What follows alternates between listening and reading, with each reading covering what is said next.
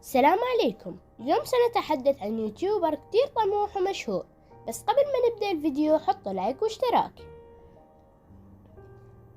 يوميات واحد عراقي هي قناة لشاب عراقي من الكاظمية في بغداد من عشيرة الطائي، وديانته هي مسلم وشيعي. العمر 25 سنة، من مواليد 1996، وبرجه الحوت.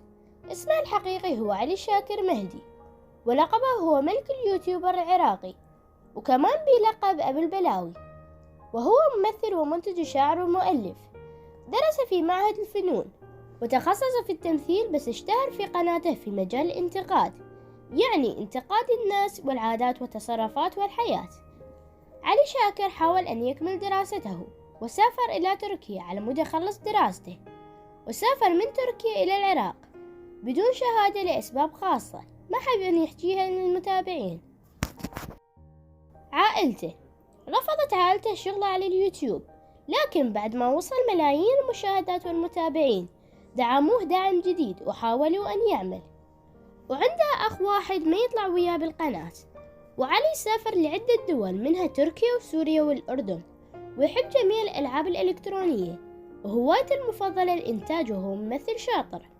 وشارك متابعينه بالأفلام القصيرة، ودائما ينزل مواضيع مفيدة. قناة يوميات واحد عراقي. علي بلش القناة بسيطة جدا وينزل مقاطع، وبعدها بلش يشارك بمقاطع مضحكة.